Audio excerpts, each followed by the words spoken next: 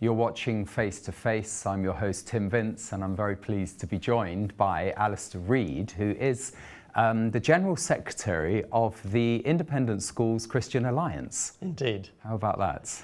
Glad I got the title right. Thank you, Tim. And Alastair, of course, it's a very fast-moving world that we're living in, and we are Christian wayfarers on the road. But before talking about TISCA, let's just talk about how you came to faith and how you came to be sitting here. Well, apart from your wonderful invitation, that's why I'm here today. Thank you, Tim. Yes, I'm not from a Christian home. My parents worked overseas. I was born in West Africa. And when it came to the time I needed schooling, my dad, who was Scottish, looked into schools with Mum. I think they actually looked at schools, England and Scotland. But I went to a prep school in Ayrshire, and it had been recently started. I think my parents were attracted to it because it advertised looking after children whose parents were working overseas. And it just so happened in God's economy that the head and his wife were very committed Christians, and in a very winsome way. They shared the gospel, Bible stories, and I grew through that. I went to boarding school age 5, which would be unheard of, I suspect, in most scenes today. But I was there for 8 years, and they were very involved in Christian camps, particularly the Crusader Union. And I went to Studland Bay Crusader camps. Once I got to the age of, I think, 11, I went for 3 years. And during that time, I think the gospel was explained to me really clearly. And on the basis of what I'd learnt at school, what I'd seen at school as well, I remember a day, particularly when I was age 13, on the cusp of going to my senior school, of giving my life to the Lord. Under the stars, as it were, in Studland Bay and Dorset in southern England. And I think for me, I'm an only child, as I say, not coming from a Christian home. I think what really spoke to me was God coming to me to be my friend. Jesus talking about, I no longer call you my disciples, call you my friends. And that for me, and it wasn't that I was a friendless child, I hasten to say. I enjoyed my schooling, but I think to know that Jesus was that constant friend. And then I went on to senior school, also in Scotland, and joined the Christian Union there, and continued in helping out in the camps. I'm almost asking you a question that's sort of bouncing back my own life story, because I attended Richmond Crusaders. I went to a small independent day school in Kew, and one feature that I've found, and of course the whole of society has changed during our lifetimes, was that these independent schools do still have a traditional framework. Well, some of them are holding the line, some of them are struggling to hold the line, which is very special. I mean, I'm here because of a Christian boarding school where I gave my heart to the Lord. Yeah, absolutely. And I know that for some, and it's very sad, their experience at boarding school wasn't happy. And just would encourage anybody out there who went through difficult times to seek counselling and help if that's appropriate.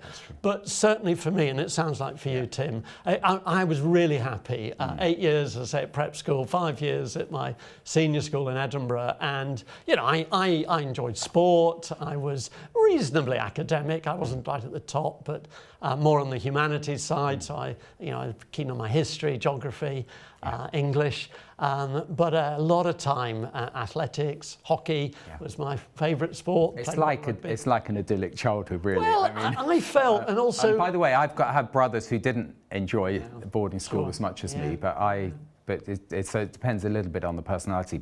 But definitely the summer camps was another absolute treasure. Which I believe we still have to hold on to. Yeah, well, yes, and as I say, coming to faith through one and then helping, and actually as I grew up after marrying, our 3 children then got involved helping with not quite the same one, but another Christian camp down in the Dorset area, and they were such a top up, as it were, in the year.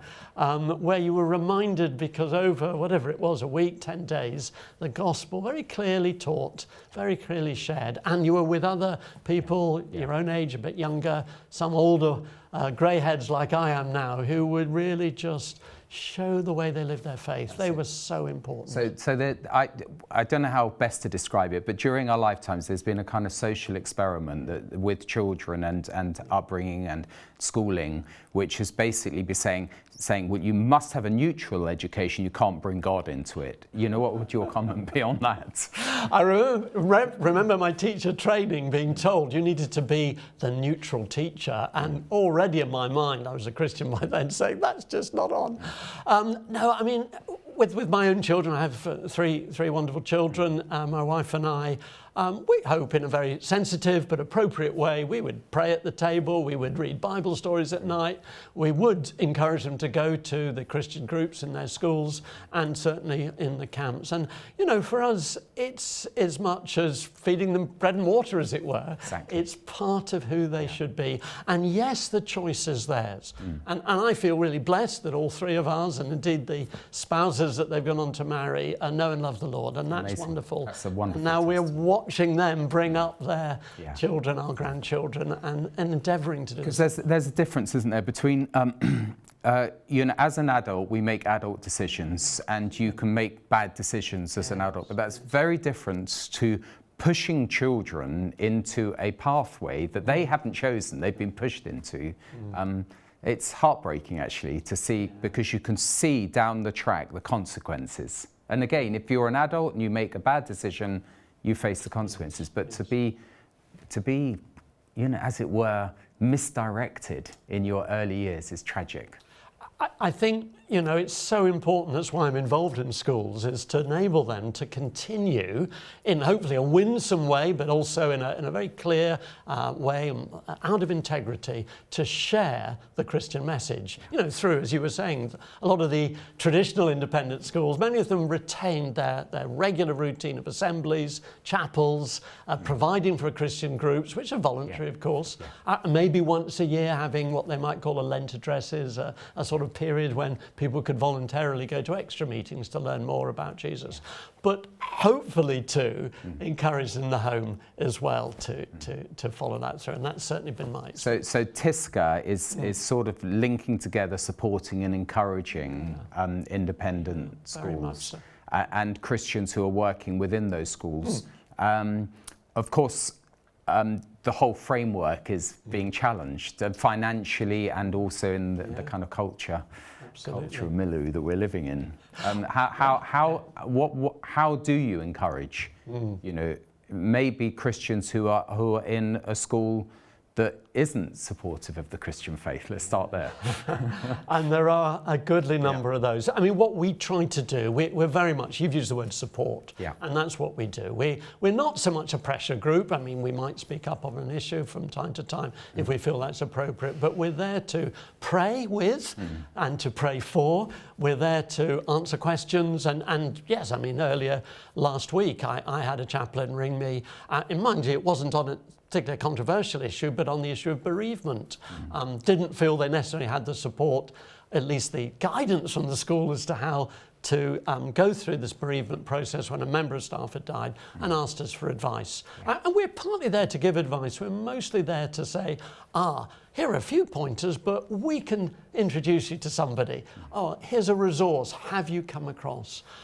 We do run events and conferences and that kind of thing, but we're primarily there to get alongside, answer questions, to visit, love to go and visit schools, enjoy the meals that we get when we go there, but really just to share a bit of the gospel and to get alongside the kind of person you've mentioned who's on their own, perhaps, in a school which has a Christian foundation, but they may find themselves a little alone in that. Yeah, so pretty well most, I mean, there are some who have overtly secular foundations, but most independent schools are Christian. You know, you read in their foundation documents. And yet I'm almost an outsider now thinking, you know, is it a dying breed, you know, because of all of the pressures of this, the monumental pressures of the modern age? Yes, I think two things to say here particularly. I think there are some that are dying, sadly, and that's partly because in order to attract parents send their children there, some school authorities think we need to tone down the Christian because we want to embrace all. Actually, what we're also finding, we've had additional schools joining the TISCA network. By the way, if I could interject, having been a governor for 28 years, for me, the key to the survival of a school as a nation is to retain your identity. Retain your identity. And that's what we're here for, really. That's what we're trying to do as TISCA. And as I say, a number of schools, I think, a bit like a kite mark, they wanted to, fly the flag and say, look, we're joining TISCA because it may not be writ large in our prospectus, but it's there because we want to identify. And absolutely, as you say, Tim, these schools that have got a clear Christian ethos and foundation, they need to retain it, and we're there to try and help that. And we're running an online webinar in January to try and help schools that are maybe worried about what's going to happen in straitened economic times. Yes. Might we be absorbed or might we go under? What can we do? So we're running one to help with mergers and acquisitions or not, but to help them retain their Christian ethos. That's really and practical. Just speak into it where we can. I love the hands-on practical approach, because you could just arrange annual prayer meetings or something, but you're actually prayer in action. And so the political and the financial and economic challenges are greater than ever. All I remember is when we had to fund pensions, that became for schools that are not making profits, they're literally just covering their costs.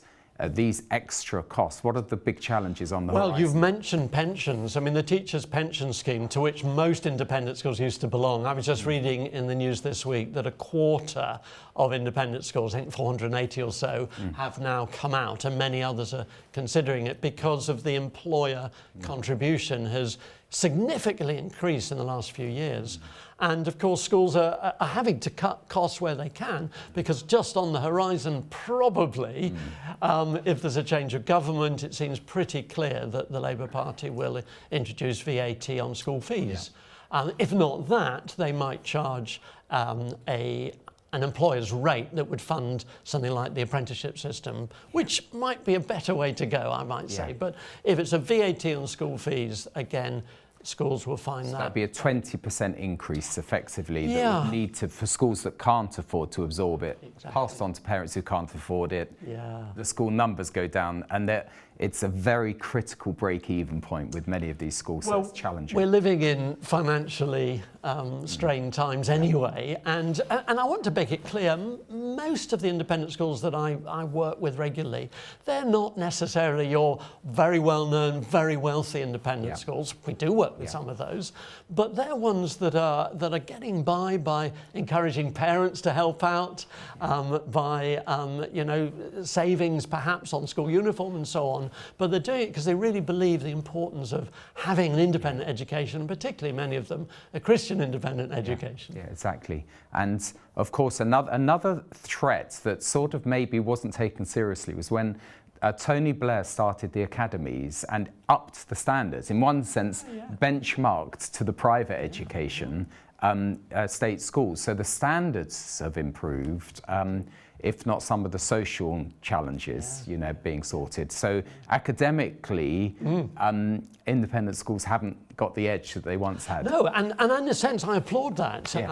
In fact, Tony Blair's an alumnus of my old school, so can't say I know him personally, but there we go. But no, I mean, we do within TISCA encourage academies to join us as well. No, we applaud the raising of standards all round, and of course, one of the things that independent schools have been trying to do through charitable benefit has been to help maybe a local school, not in any sort of paternalistic way, but in getting alongside, and maybe a local state school has got some really good facilities, but they need a bit of help to know how to use them to the best. Or maybe we could share facilities. A lot of that's been going on, and I rather fear that if the 20% goes on with VAT, that the whole charitable benefit that independent schools are trying to provide through bursary schemes, through all kinds of ways of helping in the locality, that's going to be damaged, because if schools have got to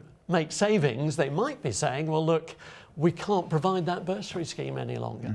We can't provide that special sort of school event that we do in conjunction with the other schools in our locality. Our facilities are there, we love them to be shared, but we can't afford the heating for them on these extra things. Yeah. So it's these things that are going to be lost, I suspect. Yeah. Okay, so I'm stepping back. The law. Now, I may not be up to the speed on the latest, but wasn't there a law that required a Christian assembly every day in all schools? Is that true? It is still there. It should be of a broadly Christian nature, and it should be a daily act of worship. Yeah. A daily assembly. So is it that the definition of what is Christian has become so diffuse that they can wangle any type of assembly? I think it's become, let's have a moral assembly, or let's not have an assembly for the whole school, but let's have a year group assembly. And obviously some schools are very large and you can't always get them in the same space. Or we'll have a form meeting in that time, and that's an assembly of a kind. The problem with that is that not all your form teachers obviously are going to be Christians. Maybe some of your form teachers potentially might be sharing something that the school as a whole would not be happy for them to share. And that's why, again, having things in the centre, as it were, under the head and the senior team, with governors coming in, helps to maintain a particular standard and also the clarity of the message. Of the ethos. Yeah. So what independent schools have is, which I think is should be cherished, is a chaplaincy. Absolutely. And so you the danger being that the chaplain and the chaplaincy is sort of shunted off to the side, and let's get on with schooling and let him come in and do his vicar slot. Yeah. But what's your feeling about how can you advise a school, Christian school that genuinely wants to retain its Christian ethos on the chaplaincy? You've mentioned the chaplaincy, and I would say within the TISCA framework we do a lot of work with head teachers, but chaplains are the second most group that we support. I think I would say to schools, they are so precious. I mean, after all, if they're being well used, and I use that expression in a very broad sense, they'll be located in their locality as well. It's the chaplain who often has the in with maybe the local parish church, or if they're not an Anglican chaplaincy, with the independent churches in the town, to encourage the young people to integrate and to engage. If they're not Christians, they may be engaging in a charitable way. The chaplain plays a key role there. And is there a upstream, as it were, because if a school wants to recruit a good young chaplain, are they out there? Sadly, there are few. I mean, there are fewer coming to ordination in the Church of England because of some of the issues that are within that wonderful church at this time. But there are. I mean, TISCA does look for chaplains, promotes chaplains on our network. There are one or two other groups within the country. The Association of Christian Teachers, a wonderful organisation for encouraging, Christians in the classroom, and from them some chaplains emerge too. When I was growing up, we had a chaplain who was an absolute kingpin. He was like the sort of archetypal muscular Christian who was out, doing the outdoor pursuits, and that is great, because the worst thing is you get this sort of Derek Nemo type, effeminate, chaplain, when really the Christian message, as I think it inspired you and me as kids, is very dynamic, energetic, inspiring, and I mean, and I think most of the chaplains that I know they're not simply in the chapel or simply running the assemblies. They are, as you say, on the games field. I mean, one of the ones I have in my mind is one of our trustees. He's in charge of Outward Bounds. He's involved in a very gritty sense. And I think one of the other aspects of chaplaincy that's sometimes overlooked is not only what they're doing with the pupils, they're there for the staff. I mean, this chaplain that phoned me last week, I was saying to her, look, you've got a wonderful role to be there for the grieving staff. And actually, if they're not on the senior management team, they can be a listening ear for the head. I mean, I know of a number of chaplains who meet with the head regularly. They're not part of the senior management team, but they're there because the head wants to ask their advice, what's the word on the street, and for many too, they want to pray with them, and that's so important. Yeah. So they play a wonderful role, the chaplains. We're sort of getting towards the end of our quick fire, interview. Okay. But looking at where we are as a country, looking at the important role of independent schools, is there a sign of hope? I like to look at, even in this crisis, is there an opportunity to even grow new schools? Absolutely. I mean, I think there are a number of churches, a number of Christian families who are getting together who are saying we don't quite like what's happening in the maintained sector, and we may not like what's happening in our local independent school, or we can't afford it perhaps. So they are getting together, they are joining, and they are forming often very small schools. The Christian Schools Trust would be a good example of a group that's facilitating that.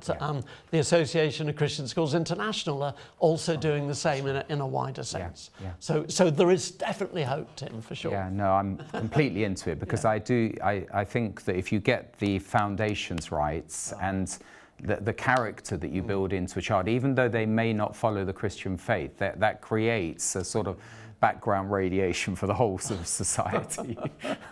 For sure. It holds the whole thing together.